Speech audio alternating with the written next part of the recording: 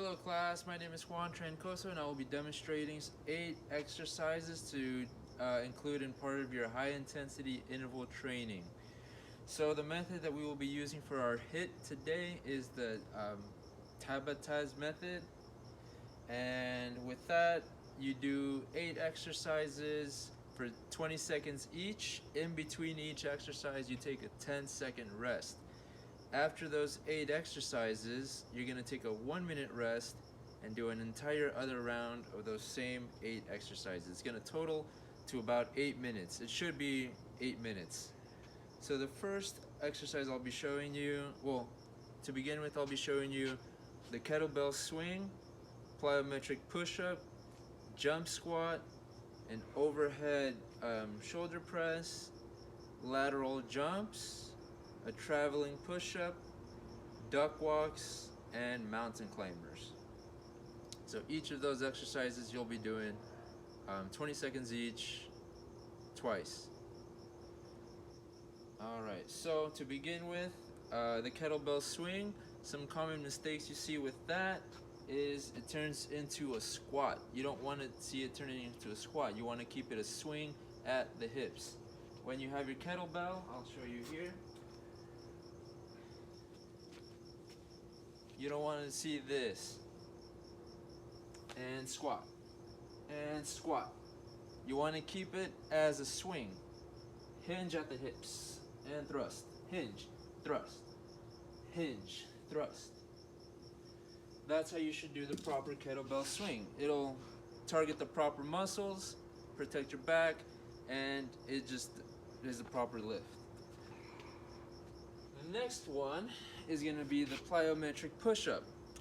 For this one, I'll do it the regressed version because I know to last 20 seconds, I have got to do it this way. Okay, so for the plyometric push-up, I'll be having my knees together and have my torso and legs as a long lever. You don't want to see any of this like that. Keep it nice and straight, glutes tucked, hips tucked, and you're gonna push up or push down and pop, pop, and pop. Again, you don't want to see the butt out and this. You're not worshiping anybody. Next up, the jump squat.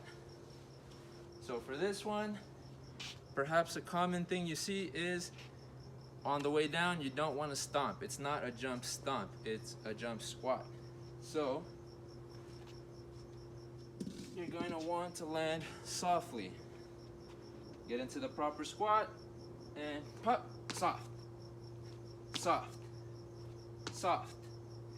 Make sure you control it. Don't just drop down, letting your joints handle all that stress. Use your muscles.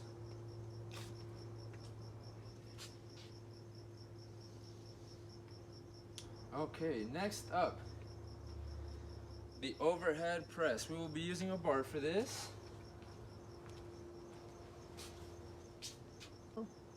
Alright, next up is going to be the overhead press.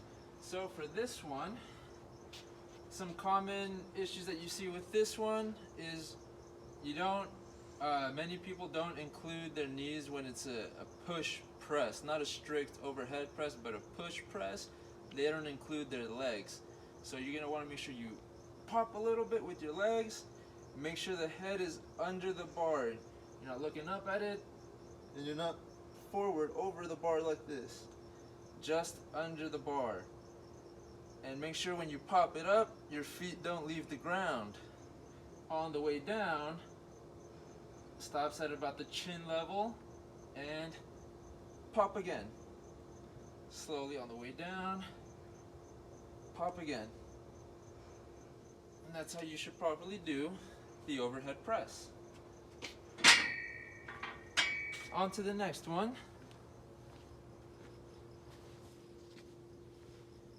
The lateral jumps.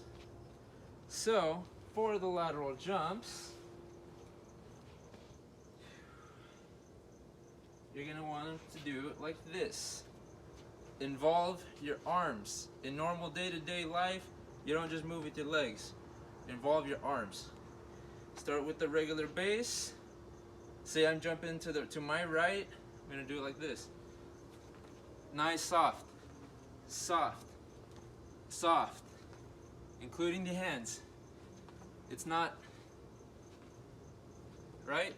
When you land, don't let it cave in. Keep your knees straight. Keep it in line so that it doesn't cave in. You don't want to risk any injuries to your knee.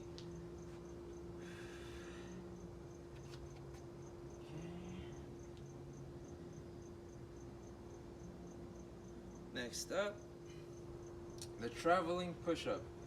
Kind of similar to the plyometric push-up, but for this one, I'm going to do it with my legs straight and not on the knees.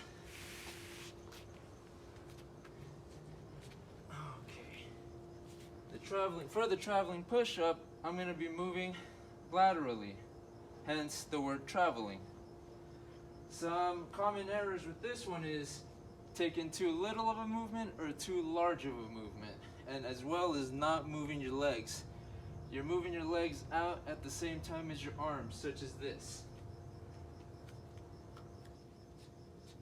So, you go out, in, out, in, out, in, out.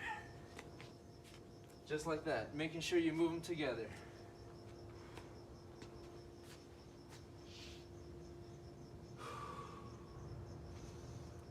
Second to last exercise is going to be duck walks.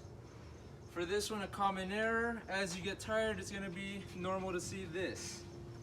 You're walking, duck walking, you get tired, you come up, because it makes it easier. Keep your hips down low. You're walking in a squat. Don't make your base of support too wide. It also makes it too easy. Keep it like a squat. And one more thing about the duck walks, keep your knees up. Don't do this.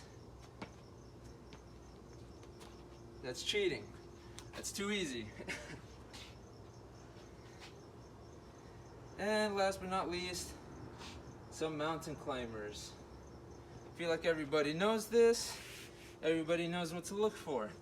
You don't want to see that bottom up and bouncing side to side. You don't want to see any of this. No bottom bouncing. As flat as you can, bringing those knees up towards the chest.